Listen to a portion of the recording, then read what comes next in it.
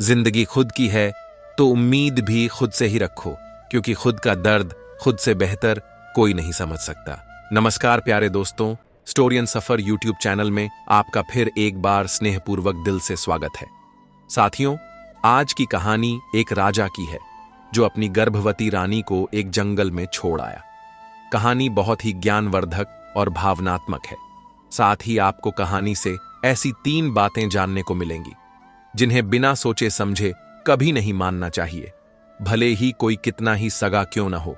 इसलिए आप कहानी के अंत तक हमारे साथ बने रहें और चैनल पर नए हैं तो स्टोरियन सफर चैनल को सब्सक्राइब करके बेल आइकन ऑन कर लें। मित्रों, प्राचीन समय की बात है। रघुनाथपुर नामक किसी नगर में हुकुम सिंह नाम के एक प्रतापी राजा राज करते थे। राजा हुकुम सिंह की 3 सुंदर रानियां थीं। राजा की जो सबसे बड़ी रानी थी उसका नाम था वसुंधरा, जो बड़े ही अच्छे स्वभाव की सुंदर और सुशील महिला थी। पूजा पाठ, धर्म कर्म और पति की सेवा में ही उसका पूरा समय निकल जाता था। राजा की जो 2 छोटी रानियां थीं उनमें से एक का नाम था त्रिवेणी और जो सबसे छोटी थी उसका नाम रूपमाला था। वे दोनों अभी कम उम्र और बहुत सुंदर थीं। मित्रों, बात कुछ ऐसी थी कि बड़ी रानी से जब राजा को कोई संतान नहीं हुई तब राजा ने त्रिवेणी से विवाह किया, और त्रिवेणी से भी जब कोई संतान नहीं हुई तो राजा हुकुम सिंह ने रूपमाला से विवाह किया। साथियों, इस तरह 3 विवाह करने के बाद भी राजा को संतान प्राप्ति नहीं हुई। यह बात राजा को बहुत दुख पहुंचाती थी और वह मन ही मन सोचता था कि पुत्र की कामना से विवाह भी कर लिए, पूजा पाठ, हवन यज्ञ सब करके देख लिए, परंतु अभी भी संतान सुख प्राप्त नहीं हुआ। दोस्तों, इस संसार का यह नियम है कि यहां आकर दुखों से कोई वंचित नहीं रहा है। सभी के जीवन में कोई ना कोई दुख लगा ही रहता है। राजा हो या भिखारी, दुख रूपी सागर में सभी को गोता लगाना पड़ता है। संतान ना होने के कारण सारे ऐशो आराम होते हुए भी राजा बहुत ज्यादा हताश और निराश रहता था। उसके मन में हमेशा यह चिंता बनी रहती थी कि हमारे बाद इस राज्य की देखभाल कौन करेगा, कौन इस विशाल राज्य को संभालेगा। राजा हुकुम सिंह अपनी बड़ी रानी वसुंधरा से बहुत ज्यादा प्रेम करते थे। रानी वसुंधरा तीनों रानियों में बुद्धि और संस्कारों में श्रेष्ठ थी। उसके अच्छे स्वभाव के कारण ही राजा उसे बहुत चाहते थे। राजा किसी भी कार्य को करने से पहले अपनी बड़ी रानी वसुंधरा से सलाह जरूर लेते थे और बड़ी रानी भी अपने राजा को उसके हित की ही सलाह दिया करती थी। राजा जब गहरी चिंता में होते थे तो वह उन्हें साहस दिया करती थी, और यही सच्ची पतिव्रता स्त्री का धर्म है कि यदि पति किसी बात को लेकर गहरी चिंता में है तो उसे चिंता से मुक्त कर दे, उसे तनाव से बाहर निकाल ले, उसे हिम्मत और दिलासा दे। मित्रों, राजा साहब जब अपनी बड़ी रानी वसुंधरा को उसके अच्छे गुणों के कारण उसे अधिक सम्मान देते थे तो यह देख देख कर उनकी दोनों छोटी रानियों को बहुत जलन होती थी, जबकि राजा हुकुम सिंह उन्हें भी बराबर का सम्मान देते थे। जब राजा अपनी छोटी रानियों के पास होते थे तो बड़ी रानी को कोई आपत्ति नहीं होती थी, लेकिन जब राजा हुकुम सिंह अपनी बड़ी रानी के पास चले जाते थे तो वे दोनों छोटी रानियां ईर्ष्या से जल उठती थीं। वह मन ही मन बड़ी रानी को बहुत कोसती रहती थीं और ऐसी उल्टी सीधी हरकत करती रहती थीं जिससे हुकुम सिंह की नजरों में रानी वसुंधरा गिर जाए। राजा की दोनों छोटी रानियां त्रिवेणी और रूपमाला राजा के सामने तो ऐसे पेश आती थीं जैसे वह बड़ी रानी वसुंधरा से कितना ज्यादा प्रेम करती है। वसुंधरा रोज सवेरे स्नान ध्यान करके और भगवान शिव की आराधना करती थी और हर दिन नगर के कुछ जरूरतमंद लोगों की सहायता करती थी। भूखे प्यासे लाचार लोगों को भोजन कराती थी, उसके बाद स्वयं अन्न जल ग्रहण करती थी। साथियों, इधर राजा की जो छोटी रानियां थीं वह पूरे दिन सजने संवरने में ही लगी रहती थीं। ना किसी घर आए अतिथि को भोजन पानी कराती थीं और ना किसी अन्य बात का ध्यान रखती थीं। उनका तो अधिकतर ध्यान राजा साहब को रिझाने में ही लगा रहता था। उधर बड़ी रानी वसुंधरा प्रतिदिन भगवान भोलेनाथ की पूजा पाठ और दीन दुखियों की सेवा करती रही तो रानी वसुंधरा की सेवा से प्रसन्न होकर भगवान शिव ने उसे पुत्रवती होने का वरदान दे दिया। शिव शंभू की कृपा से जब रानी वसुंधरा को गर्भ ठहर गया और यह खबर जब राजा को मिलती है तो वह खुशी से फूला नहीं समाता है। उसने पूरे नगर के दीनहीन लोगों को बुलाकर खूब दान धर्म किया। इधर जब छोटी रानियों ने सुना कि बड़ी रानी वसुंधरा ने गर्भ धारण कर लिया है तो उनके कलेजे पर सांप लौट गया। वे सोचने लगीं, वैसे भी राजा साहब उससे ज्यादा प्रेम करते हैं। यदि उसने किसी पुत्र को जन्म दे दिया तो फिर उनका प्रेम बड़ी रानी की तरफ और अधिक बढ़ जाएगा। फिर तो हम दोनों उनकी नजरों में सिर्फ एक दासी बनकर रह जाएंगे। फिर हमारी इस राजमहल में कोई इज्जत नहीं करेगा। वे दोनों आपस में विचार करने लगीं, कहने लगीं, बहन, अनर्थ हो गया, हमारी किस्मत तो फूटी निकली। बड़ी रानी वसुंधरा बाजी मार ले गई और हमें कंगाल कर गई। वह तो महारानी बनकर पूरे जीवन आनंद से रहेगी और हम दोनों दासी बनकर उसकी सेवा करेंगे। फिर तो हमारी हालत एक नौकरानी से भी बदतर हो जाएगी। यही सोच सोचकर वह दोनों छोटी रानियां मरी जा रही थीं। उन्हें कुछ समझ नहीं आ रहा था कि अब वे क्या करें जिससे बड़ी रानी राजा से दूर हो जाए और उनकी इज्जत बनी रहे। बहुत देर तक सोच विचार करने के बाद छोटी रानी रूपमाला कहने लगी, बहन, हमें कुछ ना कुछ तो करना ही चाहिए। अगर आज हम हाथ पर हाथ रखे बैठे रहे तो हमारा जीवन तो नर्क बनकर रह जाएगा। राजा साहब तो पहले से ही बड़ी रानी को बहुत चाहते हैं। वसुंधरा की तो किस्मत चमक गई और हमारा भाग्य फूट गया। मित्रों, इस प्रकार वह दोनों रानियां ईर्ष्या की जलन से मरी जा रही थीं। रूपमाला बोली, बहन, इससे पहले कि महाराज मुझसे अपना मोह भंग करें, मैं अभी से अपने मायके चली जाती हूं। यहां देख देख कर घुट घुट कर मैं नहीं जी पाऊंगी। तब त्रिवेणी कहने लगी, बहन, मायके जाना कोई समस्या का समाधान नहीं है। जरा विचार करो, तुम अपने मायके में कितने दिन रह पाओगी? आखिर एक ना एक दिन तो फिर से यहीं आना है, इसी राज्य महल में। इसीलिए मेरी बात समझो, यहीं रहकर हमें कोई उपाय निकालना चाहिए जिससे राजा का प्रेम हमसे कम ना हो। तब रूपमाला बोली, बहन, तू ही कोई तरकीब सोच। तब त्रिवेणी कहती है, बहन, ध्यान से सुनना, मेरे दिमाग में एक योजना आई है। अगर यह योजना काम कर गई तो हमारी समस्या का समाधान हमेशा हमेशा के लिए हो जाएगा और हम सदैव महाराज की नजरों में उनकी प्रिय महारानी बनकर रहेंगे। तब रूपमाला पूछती है, बहन, हमें भी बताओ, वह कौन सी योजना है? तब त्रिवेणी समझाती है, अगर हम दोनों मिलकर बड़ी रानी को राज्य से निकलवा दें तो महाराज पहले की तरह हमसे प्यार करने लगेंगे और हमारा खोया हुआ सम्मान फिर से लौट आएगा। दोस्तों, इस प्रकार दोनों रानियों ने मिलकर बड़ी रानी वसुंधरा को राज्य से निकालने की योजना बनाई और अपनी दासी से कहकर राज्य पंडित को अपने महलों में बुलवाया।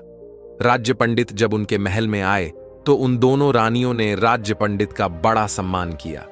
उनके भोजन के लिए तरह तरह के स्वादिष्ट व्यंजन बनवाए। उन स्वादिष्ट व्यंजनों को देखकर राज्य पंडित एकदम प्रसन्न हो उठते हैं। पंडित जी बड़े सहमते हुए पूछते हैं, हे रानियों, क्या यह सारा भोजन हमारे लिए बनवाया है? दोनों रानियों ने कहा, हां पंडित महाराज, ये भोजन आपके लिए ही बनवाया है, आप निश्चिंत होकर भोजन करिए। पंडित जी भोजन करने बैठ गए और दोनों रानियां पंखा लेकर उन पर हवा करने लगती हैं। पंडित जी सोचने लगे, इतनी सेवा खातिर करने का मतलब क्या है? कहीं आज मुझे बलि का बकरा तो नहीं बनाया जा रहा है, जैसे बकरे को पहले खिलाते पिलाते हैं और उसके बाद काट देते हैं। खैर, जो भी होगा, पहले भोजन करते हैं। इतना स्वादिष्ट भोजन तो हमने आज से पहले कभी नहीं किया है। पंडित जी पेट भर के भोजन करते हैं और उसके बाद पूछते हैं, हे रानियों, इतनी सेवा सत्कार करने का क्या अब मैं कारण जान सकता हूं? साथियों, राज्य पंडित के पूछने पर रानी रूपमाला उन्हें अपनी योजना के बारे में बताती है। हे पंडित जी, आपको हमारा एक काम करना होगा। आपको तो पता ही है कि बड़ी रानी इस समय गर्भवती है और आपको सिर्फ इतना करना है कि महाराज को बड़ी रानी के प्रति भड़काना है और बड़ी रानी पर कोई दोष लगाकर उसे राज्य से निकलवाना है। उनकी योजना सुनकर पंडित जी के हाथ पैर कपकपाने लगते हैं, चेहरे पर पसीना आ जाता है, भय से हाथ पैर सुन्न पड़ने लगते हैं। पंडित जी दोनों हाथ जोड़कर कहते हैं, रानियों, मुझे क्षमा कर देना, मैं यह घोर अपराध नहीं कर सकता। इतने दिनों के बाद तो हमारे महाराज के घर में संतान का सुख आने वाला है और यह खुशी महाराज से मैं कैसे छीन सकता हूं? यह घोर पाप का कार्य करके मैं नरक में नहीं जाना चाहता। अगर मैंने यह पाप कर भी दिया और किसी दिन राजा को पता चल गया तो वह हमें फांसी पर लटका देंगे और साथ ही साथ आप दोनों भी मारी जाओगी। इसीलिए रानियों, आप मुझे माफ कर दो, मैं इस कार्य में आपकी कोई मदद नहीं कर सकता। दोस्तों, जब पंडित जी उठकर चलने लगते हैं तो उन दोनों रानियों ने देखा कि बात तो बिगड़ रही है। तब दोनों ने हाथ पकड़कर पंडित जी को फिर से बैठा लिया और बोली, हे पंडित जी, यदि आपने हमारा यह काम कर दिया तो हम आपको मुंह मांगा धन देंगे। आपकी 7 पीढ़ियां बैठी बैठी खाएंगी, तब भी धन दौलत खत्म नहीं होगी। इतना कहकर उन दोनों रानियों ने सोने के सिक्कों से भरा हुआ एक थैला पंडित जी के आगे रख दिया। सोने के सिक्के से भरा हुआ थैला देखकर पंडित जी की आंखें फटी की फटी ही रह गईं। राज्य पंडित के मन में वह धन देखकर लोभ उत्पन्न हो गया। पंडित जी सोचने लगे कि इतना धन तो मैं पूरे जीवन में भी नहीं कमा पाऊंगा, जितना धन मुझे आज एक झूठ बोलने के लिए मिल रहा है। रानियां कहने लगीं, पंडित जी, आपको महाराज से भी डरने की कोई जरूरत नहीं है। आप यह धन लेकर किसी दूसरे राज्य में जाकर अपना बाकी का जीवन गुजार सकते हो। इस प्रकार से पंडित जो था वह लालच में फंस गया और उन सोने के सिक्कों को लेकर झूठ बोलने के लिए तैयार हो गया। लोभ ने पंडित की बुद्धि हर ली थी, सारा धर्म ज्ञान धरा का धरा रह गया। धन लेकर पंडित अपने घर चला गया और अगले दिन राजा के पास पहुंचा। राज्य पंडित ने अपने चेहरे को उदास सा बना लिया और उदास सा चेहरा लेकर वह राजा के सामने पहुंचा। राजा ने पंडित को अत्यंत चिंतित देखकर पंडित से पूछा, हे राज्य पंडित, आप किस बात के कारण उदास हो? तब पंडित जी मुंह बनाते हुए बड़े ही उदास स्वर में कहते हैं, हे महाराज, क्या बताऊं, बात ही कुछ ऐसी चिंताजनक है, लेकिन होनी को कौन टाल सकता है? राजा पूछने लगे, हे पंडित जी, आप तो बड़े ज्ञानी हो, फिर क्यों चिंता करते हो? कोई ना कोई तो उपाय आप निकाल ही लेंगे। पंडित जी कहने लगे, हे महाराज, अगर समस्या मुझ पर होती तो भी ठीक होता, लेकिन यह समस्या तो आपके ऊपर आने वाली है। इस समस्या को सोच सोच कर मुझे पूरी रात भर नींद नहीं आई है। साथियों, राजा ने जब सुना कि समस्या मेरी है तो राजा बड़ा हैरान हुआ और ऊंचे स्वर में एकदम राज्य पंडित से पूछने लगा, ऐसी क्या समस्या है जो आपको इतनी चिंतित कर रही है? कृपया मुझे जल्दी से जल्दी बताइए।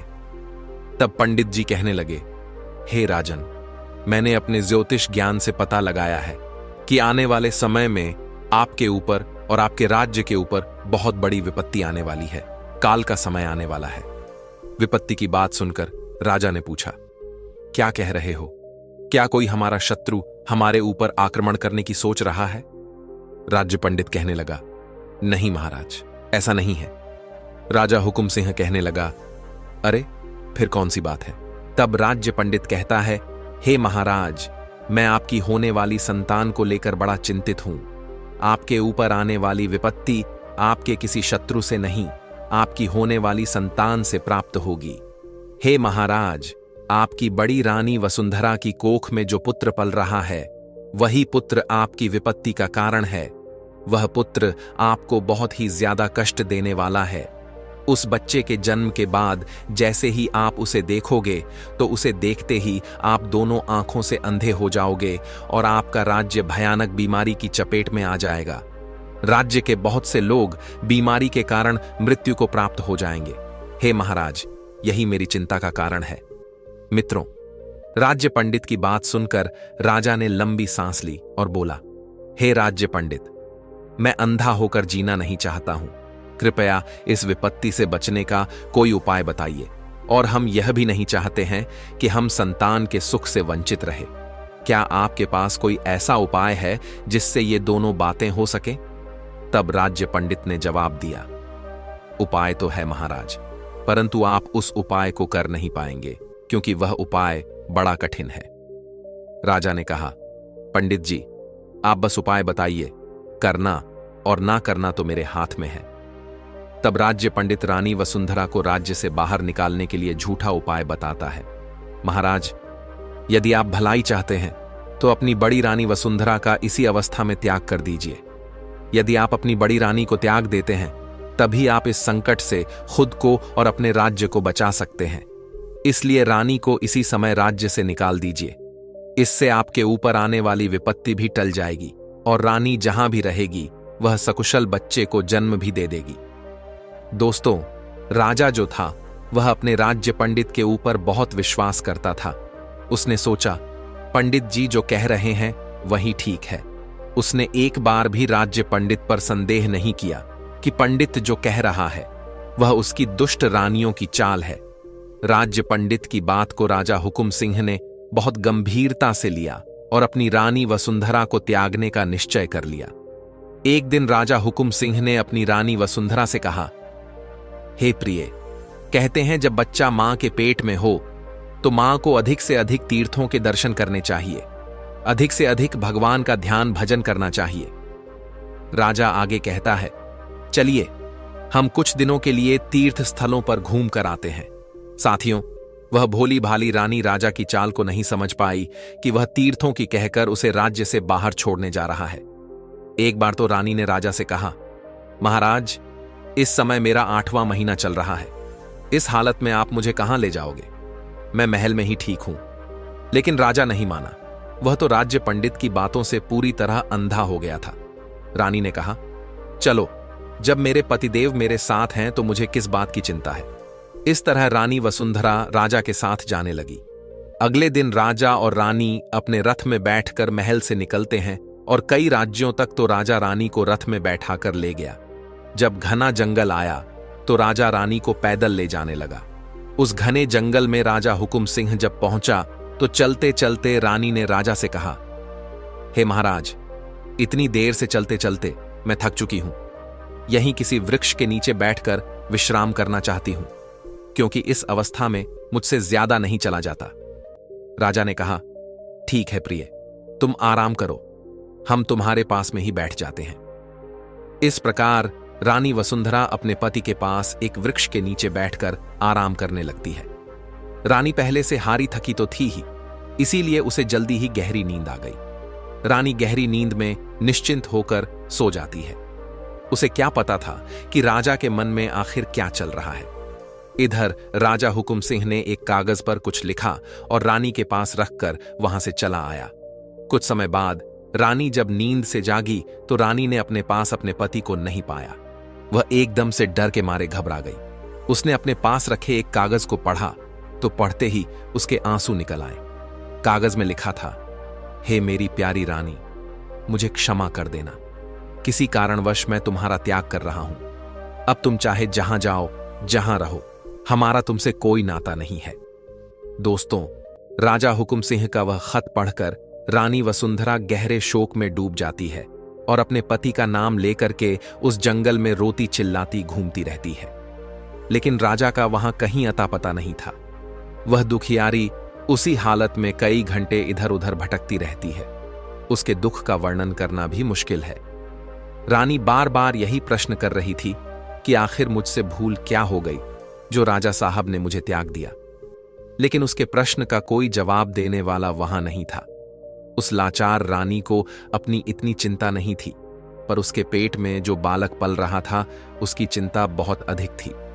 अगर वह अकेली होती तो कहीं अपने प्राण त्याग देती, लेकिन जिस बालक ने अभी दुनिया भी नहीं देखी उसकी हत्या कैसे कर सकती थी। वह 8 माह के गर्भ को साथ लेकर जंगल में इधर उधर भटकती रही। फिर उसने हिम्मत बांधी और भगवान को याद किया। भगवान की कृपा से उसे एक रास्ता दिखाई दिया। अब वह उस रास्ते पर धीरे धीरे आगे बढ़ने लगी। पूरे दिन भूखी प्यासी रानी उसी रास्ते पर चलती रही। चलते चलते वह एक साधु के आश्रम पर पहुंच जाती है। आश्रम के साधु ने देखा कि एक महिला जो गर्भवती है वह अकेली भटकती हुई उसके पास आई है। साधु जी को बड़ा आश्चर्य हुआ कि इस दुखियारी को भला इस जंगल में किसने अकेला छोड़ दिया। साधु जी ने उस दुखियारी को पानी पिलाया, उसे बैठने के लिए आसन दिया। उसके बाद उससे उसके अकेले भटकने का कारण पूछा। साधु के पूछने पर रानी वसुंधरा ने रोते रोते सारी बात बता दी। रानी की दुख भरी कहानी सुनकर साधु जी को उस पर तरस आया और कहने लगे, पुत्री, तुम चिंता मत करो, तुम सही जगह पर आ गई हो। यहां तुम्हें कोई तकलीफ नहीं होगी। जब तक मर्जी हो तब तक तुम इस आश्रम पर आराम से रहो। आज से और इस समय से अब मैं ही तुम्हारा पिता हूं और तुम मेरी पुत्री हो। मैं तुम्हारा दुख सुख में ख्याल रखूंगा। साधु महाराज की बात सुनकर वसुंधरा को कुछ तसल्ली मिली और वह गर्भावस्था में उन्हीं साधु जी की कुटिया पर रहने लगी। धीरे धीरे समय बीतता गया और रानी के प्रसव का समय निकट आ गया। रानी ने उन्हीं साधु जी के आश्रम पर अपने बच्चे को जन्म दिया। रानी के गर्भ से एक पुत्र ने जन्म लिया। साधु जी ने उस बालक का नाम श्रीधर रख दिया। मित्रों, बालक श्रीधर अपनी मां और साधु जी की देखरेख में बड़ा होने लगा। उसकी शिक्षा भी उसी आश्रम पर ही हुई थी। साधु जी ने ही उस बालक को पढ़ाया लिखाया और उसे योग्य बनाया। श्रीधर के साथ के जो बच्चे थे वह उसे बिना मां बाप का अनाथ कहकर चिढ़ाया करते थे। बालक श्रीधर अपना पिता उन्हीं साधु जी को मानता था, क्योंकि बचपन से लेकर अब तक उन्हीं साधु जी ने उसका पालन पोषण किया था। धीरे धीरे श्रीधर 16 वर्ष का हो गया। वह बालक अब किशोर बन गया था। जब वह समझदार हुआ तो उसे पता चला कि साधु जी तो उसकी मां को बेटी कहकर बुलाते हैं। तो उसने सोचा, महात्मा जी तो मेरी मां के पिता हैं, तो मेरा पिता कौन है? यही सवाल उसने अपनी मां से आकर किया। हे मां, आखिर मेरा वास्तविक पिता कौन है? मुझे सच सच बताओ, ताकि मैं अपने मित्रों को जवाब दे सकूं। जब भी पुत्र श्रीधर अपनी मां से अपने पिता के बारे में पूछता था तो वह बात को टाल दिया करती थी। वह बेटा कभी इस बात को जान नहीं पाया कि आखिर उसका पिता कौन है, वह कहां रहता है और क्या करता है। उसकी मां उसके पिता से दूर क्यों रहती है, यह सारे प्रश्न अभी तक उसके लिए अनसुलझे थे। समय का पहिया चलता रहा। वह दोनों जन महात्मा जी के आश्रम पर रहते थे। एक दिन उन साधु जी का अंतिम समय निकट आ गया। तब साधु जी ने वसुंधरा और उसके पुत्र श्रीधर को अपने पास बुलाया और कहा, पुत्री, अब मेरा समय आ गया है। जाने से पहले मैं तुम्हें 2 चीजें देना चाहता हूं। वह दोनों चीजें तुम्हारे जीवन में बहुत काम आएंगी। साथियों, इतना कहकर साधु जी ने अपनी चारपाई के नीचे से 2 चीजें निकाली। उनमें से एक तो चमत्कारी तीर था और दूसरी एक चमत्कारी झोली थी। उन्होंने दोनों चीजें रानी वसुंधरा को सौंपते हुए कहा, इसमें रखा हुआ धन कभी समाप्त नहीं होता है। एक बार में इससे जितना धन मांगोगे, यह झोली उतना ही धन आपको दे देगी। और इस तीर की विशेषता यह है कि यह तीर जिसके ऊपर छोड़ दिया जाएगा, यह अपने लक्ष्य को भेद कर ही वापस लौटेगा, चाहे इसके सामने कितना भी शक्तिशाली शत्रु क्यों न हो। इतना कहकर साधु जी ने अपना शरीर त्याग दिया। साधु जी के जाने के बाद वे दोनों मां बेटे आश्रम पर अकेले रह गए। उन्होंने महात्मा जी का अंतिम संस्कार किया और कुछ दिन तक आश्रम पर रहे। वहां उन्हें बिल्कुल अकेला सा लगता था। कुछ दिनों बाद उन दोनों मां बेटे ने उस आश्रम को छोड़ दिया। अब उनके पास साधु जी के द्वारा दी गई वही झोली और वह तीर था। वह उस झोली से जितना धन चाहते थे उतना धन मांग लेते थे। दोस्तों, एक दिन रानी वसुंधरा अपने पुत्र को लेकर अपने नगर को लौट आई, जहां उसके पति का राज्य था। उसने नगर में ही एक छोटा सा घर बनाया और बेटे के साथ वहां चुपचाप रहने लगी। अपने ही नगर में बेटे के साथ रहते हुए उसे 5 वर्ष बीत गए। रानी ने कभी अपने राजमहल में जाने का प्रयास नहीं किया और ना ही अपने बेटे को बताया कि यहाँ के जो राजा हैं वह उसके पिता हैं। उधर महल में राजा की दूसरी रानी त्रिवेणी ने महाराज हुकुम सिंह को अपने प्रेम जाल में ऐसा फंसाया कि वह पूरी तरह उसके काबू में आ गया। अब राजा सिर्फ उसी रानी का होकर रह गया। उसकी जो छोटी रानी रूपमाला थी, वह अपने महाराज से मिलने के लिए तरसती रहती थी। त्रिवेणी राजा को कभी मौका नहीं देती थी कि वह अपनी छोटी रानी के पास जा सके। राजा भी त्रिवेणी के प्रेम के वशीभूत होकर वह जैसा कहती थी वैसा ही करता था। वह एक प्रकार से त्रिवेणी का गुलाम बन गया था। वह अपने दरबार में भी बहुत कम जाता था। उसका राजकाज उसके मंत्री ही संभालते थे। वह पूरे दिन त्रिवेणी के कक्ष में पड़ा रहता था। राजा का यह बदला बदला व्यवहार देखकर छोटी रानी रूपमाला मन ही मन जलती रहती थी। एक प्रकार से राजा ने उसे बिल्कुल भुला दिया था। राजा द्वारा अनदेखी करने पर छोटी रानी रूपमाला बहुत दुखी हो गई। वह समझ गई थी कि राजा जानबूझकर उससे दूर हो रहे हैं। धीरे धीरे समय गुजरता गया। रूपमाला ने भी अब राजा की परवाह करना छोड़ दिया। उसने अपने ही मंत्री से प्रेम संबंध बना लिया। चोरी चुपके वह मंत्री से मिलती रहती थी और उसके प्रेम में पड़कर राजमहल की ओर राजा की गुप्त बातें उसे बताती रहती थी। मंत्री बड़ा ही धूर्त और दुष्ट किस्म का व्यक्ति था। ऊपर से रानी भी उसका पूरा सहयोग कर रही थी। तो मंत्री ने उस राज्य को ही छीनने का निश्चय कर लिया। उसने पड़ोसी देश के राजा से बातचीत करके अपने ही राज्य पर हमला करवाने की योजना बनाई। उसने पड़ोसी देश के राजा को समझाया कि आप अपनी पूरी सेना लेकर हमारे राज्य पर हमला कर दें और समय आने पर मैं अपनी सेना से आपकी सेना के सामने हथियार डलवा दूंगा। जब राजा पूरी तरह से हमारे कब्जे में हो जाएगा तो हम उसका आधा आधा राज्य बांट लेंगे। पड़ोसी देश का राजा भी मंत्री की इस बात के लिए राजी हो गया। मित्रों, एक दिन मौका पाकर पड़ोसी देश के राजा ने अपनी सेना ले जाकर राजा हुकुम सिंह के राज्य पर आक्रमण कर दिया। राजा हुकुम सिंह उस समय अपनी रानी त्रिवेणी के कक्ष में था। राजा के अंगरक्षक ने राजा हुकुम सिंह को यह खबर दी कि महाराज, पड़ोसी देश ने हम पर हमला कर दिया है। उन्होंने चारों ओर से हमारे राज्य को घेर लिया है। हमारे राज्य के नगरवासी डर के मारे अपनी जान बचाकर भाग रहे हैं। यह खबर सुनकर राजा हुकुम सिंह तुरंत युद्ध की तैयारी करने लगा और सेना को लेकर शत्रु सेना से युद्ध करने लगा। कुछ देर तक तो युद्ध चलता रहा, लेकिन उसे कहां मालूम था कि यह युद्ध उसके मंत्री की वजह से हो रहा है। सेना तो सब मंत्री के आदेश पर ही चल रही थी। उसने देखा कि उसकी सेना व्यर्थ में मारी जा रही है, तो उसने शत्रु सेना के सामने अपनी सेना को हथियार डालने को कह दिया। अब पूरी सेना ने मंत्री के कहने पर अपने हथियार छोड़ दिए। इधर राजा हुकुम सिंह अकेला पड़ गया। एक अकेला कब तक पूरी सेना से लड़ता? राजा ने अपनी सेना को जब शस्त्र डालते हुए देखा तो उसकी हिम्मत और भी ज्यादा टूट गई। शत्रु सेना ने आकर राजा हुकुम सिंह को चारों तरफ से घेर लिया और उसे बंदी बनाने का प्रयास करने लगे।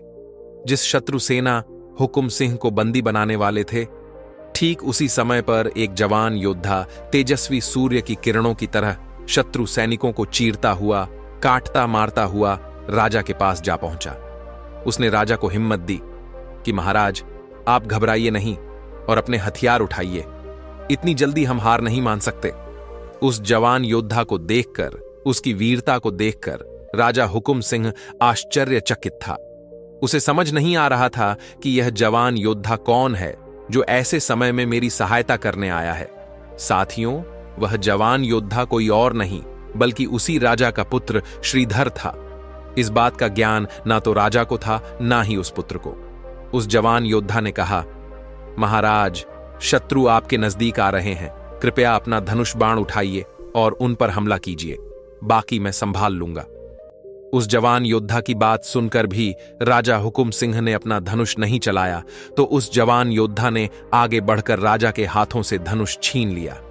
उसके बाद उसने अपनी पीठ पर लटके हुए उसी थैले से वही तीर निकाला। एकदम से निशाने को साध कर उसने वह तीर शत्रु सैनिकों पर छोड़ दिया। दोस्तों, वह तीर अचूक था। वह तीर जब धनुष से छोड़ा गया तो उसने एक ही बार में कई सैनिकों को मौत के घाट उतार दिया और पुनः उसके हाथ में लौट आया। उधर राजा ने देखा कि इस जवान योद्धा के हाथों से छोड़े हुए उस तीर ने एक ही बार में कई सैनिकों की लाशें गिरा दी। ज्यादा आश्चर्य उसे इस बात पर हुआ कि वह तीर सैनिकों को मारने के बाद में पुनः लौटकर उस जवान योद्धा के हाथों में आ गया। एक साथ में 300-400 सैनिकों की लाशें देखकर शत्रु सेना में खलबली मच गई।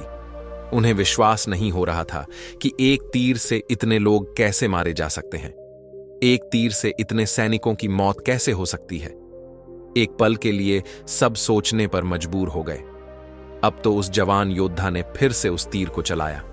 इस बार एक ही तीर से शत्रु देश की सेना के हजारों सैनिक मारे गए। पर विशेष बात यह थी कि वह तीर शत्रुओं का सर्वनाश करके दोबारा उसके पास लौटकर आ जाता है। यह देखकर शत्रु राजा और उस मंत्री के हाथ पैर सुन्न पड़ गए। अब तो उनके दिमाग से राजा को बंदी बनाने का विचार निकल गया और वह अपनी जान बचाने में लग गए। मित्रों, तीसरी बार जब उसने धनुष पर बाण चढ़ाया तो शत्रु सेना ने देखा कि अब तो यह किसी को भी जीवित नहीं छोड़ेगा, तो उसकी पूरी सेना जान बचाकर भाग खड़ी हुई। पड़ोसी देश का राजा जब अपनी सेना को लेकर भाग गया तो राजा हुकुम सिंह निर्भय हो गए। उस जवान योद्धा ने अकेले ही उस युद्ध को जीत लिया था। राजा उस जवान योद्धा की वीरता को देखकर बहुत हैरान था। पूछने लगा, हे कुमार, तुम कौन हो? तुमने पलक झपकते ही एक तीर से युद्ध का पासा पलट दिया। धन्य है वो मां जिसने तुम्हारे जैसे वीर को जन्म दिया है। हे वीर बालक, मैं तुम्हारी युद्ध कला को प्रणाम करता हूं। इस प्रकार से राजा हुकुम सिंह उस राजकुमार की वीरता के कायल हो गए। कहने लगे, हे वीर युवक, यदि तुम सही समय पर नहीं पहुंचते तो दुश्मन मुझे बंदी बनाकर ले जाते और वह मेरी हत्या कर देते। तुमने मेरे प्राणों के साथ साथ इस राज्य की रक्षा की है। हम तुम्हारा यह एहसान कभी नहीं भूलेंगे। राजा हुकुम सिंह बार बार उस वीर युवक की प्रशंसा कर रहे थे। राजा बोला, हे पुत्र, मैं चाहता हूं कि तुम मेरे साथ मेरे राज्य महल में चलो। इस प्रकार से राजा उस जवान योद्धा को अपने महल में बुलाकर ले जाता है और उसका खूब सम्मान करता है, बड़ा स्वादिष्ट भोजन कराता है। इसके बाद राजा ने पूछा, हे वीर बालक, तुम्हारे माता पिता कौन हैं और वे कहां रहते हैं? तब उस जवान योद्धा ने बताया, महाराज, मेरा नाम श्रीधर है और मैं अपने पिता को तो नहीं जानता, पर मैं अपनी मां के साथ आपके ही नगर में रहता हूं। मेरी मां का नाम वसुंधरा है। उस जवान योद्धा की बात सुनकर राजा को कुछ आश्चर्य हुआ। राजा पूछने लगा, बेटे, तुम अपने पिता को क्यों नहीं जानते हो? तो उस युवक ने जवाब दिया, महाराज, मैंने अपने पिता को कभी देखा ही नहीं है। मैंने कई बार अपनी मां से पूछा कि मेरा पिता कौन है, लेकिन मेरी मां ने कभी यह बात नहीं बताई। वह मुझे हमेशा इधर उधर की बातें सुनाकर टाल दिया करती थी। साथियों, रानी वसुंधरा का नाम सुनकर राजा के हाथ पैर कांपने लगे। उसे अपनी रानी की याद आने लगी। अब तो राजा मन में सोचने लगा, कहीं यह राजकुमार मेरी बड़ी रानी वसुंधरा का बेटा तो नहीं है, जिसे मैं गर्भावस्था के दौरान राज्य पंडित के कहने पर जंगल में छोड़ आया था? और यह जवान योद्धा कहीं मेरा बेटा तो नहीं है? फिर राजा ने सोचा, नहीं नहीं, यह मेरा बेटा नहीं हो सकता। अगर मेरा बेटा होता तो मैं अब तक इसे देखकर अंधा हो गया होता, जैसा कि पंडित जी ने बताया था। लेकिन आज यह मेरे बेटे से कम नहीं है, क्योंकि इसने मेरी जान बचाई है और इस राज्य की रक्षा की है। तब राजा कहता है, हे पुत्र, क्या तुम मुझे अपनी माता के दर्शन करवा सकते हो, ताकि हम उनसे मिलकर तुम्हारे जैसे वीर युवक को जन्म देने की उन्हें बधाई दे सकें? राजा की बात सुनकर उस जवान योद्धा ने कहा, क्यों नहीं महाराज, अवश्य मैं आपको अपनी माता के दर्शन कराऊंगा। आप चलिए मेरे साथ। इस प्रकार राजा हुकुम सिंह एक साधारण नागरिक की तरह श्रीधर की मां वसुंधरा से मिलने जाता है। जब राजा वसुंधरा के घर पहुंचा तो उसने देखा कि वह लड़का जिस स्त्री की बात कर रहा था वह तो उनकी ही बड़ी रानी वसुंधरा है। वसुंधरा को देखकर राजा के मुंह से यकायक निकल पड़ा, अरे वसुंधरा, तुम इस जवान योद्धा की मां हो। दोस्तों, इधर वसुंधरा जब अपने राजा को देखती है तो उसकी आंखों से आंसुओं की धार बहने लगती है। वसुंधरा ने आगे बढ़कर के अपने पति के पैर छुए और बोली, महाराज, आपने ठीक पहचाना, मैं ही आपकी रानी वसुंधरा हूं, जिसे आप मरने के लिए एक जंगल में छोड़ आए थे। राजा ने पूछा, हे रानी, यह जवान योद्धा कौन है? तो रानी ने बताया, महाराज, यह अभागा आपका पुत्र है, जिसे आज तक यही नहीं पता था कि उसका पिता कौन है। जब श्रीधर ने अपने माता पिता की बातों को सुना तो फिर उसे समझते देर नहीं लगी कि यही राजा हुकुम सिंह मेरे पिता हैं। आगे बढ़कर के उसने भी अपने पिता का आशीर्वाद लिया। राजा ने उसे अपने सीने से लगा लिया और बार बार अपनी रानी और पुत्र से क्षमा मांगने लगा। राजा ने निवेदन किया, हे प्रिय, अब तुम मेरे साथ राज्य महल में चलो, वही तुम्हारा घर है। रानी ने कहा, महाराज, मैं आपके साथ तभी चलूंगी जब आप मुझे यह बता दोगे कि मुझे आपने उस घने जंगल में क्यों छोड़ दिया था और किसके कहने पर आपने मेरा त्याग किया। तब राजा ने अपनी रानी वसुंधरा को सारी कहानी कह सुनाई और कहा, हे रानी, मुझसे राज्य पंडित ने यह कहा था कि हमारे पुत्र का जन्म होने पर उसे देखते ही मैं अंधा हो जाऊंगा और राज्य पर भयंकर विपत्ति आन पड़ेगी। इसी डर से मैंने तुम्हारा त्याग कर दिया था। तब रानी बोली, महाराज, अगर राज्य पंडित की बात सत्य होती तो आप अब तक अंधे हो चुके होते, क्योंकि आपने युद्ध क्षेत्र में ही मेरे पुत्र को देख लिया है। लेकिन आप एकदम सही सलामत हैं। मुझे लगता है कि राज्य पंडित ने आपको धोखा दिया था। मित्रों, राजा ने राज्य पंडित को अपने पास बुलाया। जब उससे पूछा तो पहले तो वह इधर उधर की बातें करने लगा। जब राजा ने धमकी देते हुए पूछा तो उस पंडित ने सारी कहानी सच सच बता दी और कहा, हे महाराज, आपकी दोनों रानियों ने मुझे लालच देकर मुझसे यह पाप करवाया था, मुझे आप क्षमा कर दीजिए। राजा क्रोध से भर गया। उसने तुरंत ही दोनों रानियों और उस राज्य पंडित को जेल में डालने का हुक्म दे दिया। दोनों रानियां राजा के सामने खूब गिड़गिड़ाईं और अपनी रिहाई की भीख मांगने लगीं, लेकिन राजा ने उनकी एक न सुनी और उन्हें बंदी गृह में डलवा दिया। जब सारी सच्चाई रानी वसुंधरा के सामने आई तो रानी कहने लगी, हे महाराज, चाहे कोई कितना ही सगा संबंधी हो, उसकी यह 3 बातें बिना सोचे समझे सही नहीं मानना चाहिए। पहली, जब कोई आपको भड़काकर किसी की हत्या करवाना चाहता हो तो उस समय बिना सोचे समझे उसकी बात सच नहीं मानना चाहिए। दूसरी, जब कोई आपके परिवार में फूट डालना चाहता हो, आपस में रिश्ते खराब करवाना चाहता हो, तो उस समय भी उनकी बातें बिना जांचे सही नहीं मानना चाहिए। तीसरी, जब कोई आपकी पत्नी, बहन, भाई या मां बाप पर लांछन लगाता हो, तब भी बिना सोचे समझे निर्णय नहीं लेना चाहिए, क्योंकि कभी कभी मनुष्य दूसरे की कही बातें सुनकर जल्दबाजी में क्रोध के आवेश में फैसला ले लेता है, लेकिन जब उसे पता चलता है कि सच्चाई तो इसके बिल्कुल विपरीत थी, तो बाद में उसे पछताना पड़ता है। साथियों, अपनी रानी की बातें सुनकर राजा ग्लानि से भर गया। उसकी आंखों में आंसू आ गए। वह अपने पुत्र और रानी वसुंधरा को गले लगाकर अपनी गलती का पछतावा करने लगा और बार बार अपनी गलती की क्षमा मांगने लगा। रानी वसुंधरा ने राजा हुकुम सिंह को क्षमा कर दिया। इस तरह राजा अपना राज्य धर्म निभाते हुए अपने पुत्र और अपनी रानी के साथ आगे का सुखमय जीवन व्यतीत करने लगा। दोस्तों, कहानी पसंद आई हो तो वीडियो को लाइक करके चैनल को सब्सक्राइब कर लेना। धन्यवाद। जय श्री कृष्ण।